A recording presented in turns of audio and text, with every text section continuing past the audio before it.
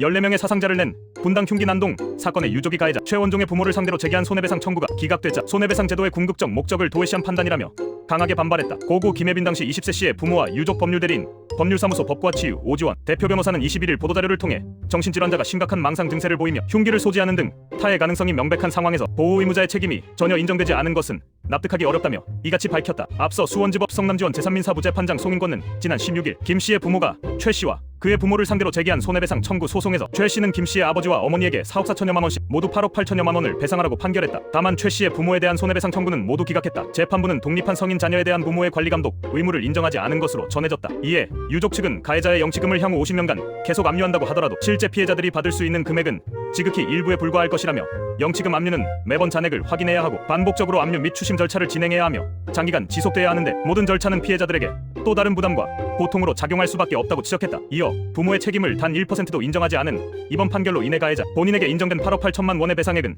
사실상 의미를 상실했다며 무기징역을 선고받고 복역 중인 가해자가 돈을 지급할 능력이 있을 리 없고 가해자의 부모 역시 법적 책임이 0%라는데 굳이 책임을 질 이유가 없기 때문이라고 말했다. 또 이번 판결은 분쟁의 종결이 아니라 사회와 법으로부터 회복의 가능성이 차단됐다는 확인을 받은 것처럼 느껴진다며 항소심에서는 손해배상제도의 출발점인 피해 회복의 관점, 구제받아야 할 피해자들의 입장과 관점도 균형적이고 충실하게 고려되기를 강력히 바란다고 촉구했다. 최 씨는 2023년 8월 3일 경기 성남시 분당구 AK플라자 분당점과 연결된 수인분당선 서현역 부근에서 승용차를 몰고 인도로 돌진해 5명을 들이받고 차에서 내려 흉기를 휘두른 혐의를 받는다. 당시 최 씨는 어머니 소유 차량을 몰래 운전해 범행 장소로 이동한 것으로 드러났다. 최 씨의 아버지 등은 경찰 조사에서 자신들의 차량이 쓰인 게 맞는지 수차례 되물은 것으로 전해졌다. 이들은 누구에게도 자동차 키를 빌려준 적이 없다고 진술한 것으로 알려졌다. 최 씨 범행으로 김 씨와 이인남 당시 65세 씨가 치료 중 숨지고 12명이 다쳤다. 김 씨 유족은 2023년 9월 최 씨의 첫 공판이 끝난 뒤 차라리 저놈 최원종의 숨통을 끊어놓고 내가 그냥 감옥에 들어가고 싶은 심정이라며 내 딸아이 인생 망쳐놓은 그놈 내 손으로 죽이고 싶은 그 마음이다. 하지만 법치주의 우리나라에서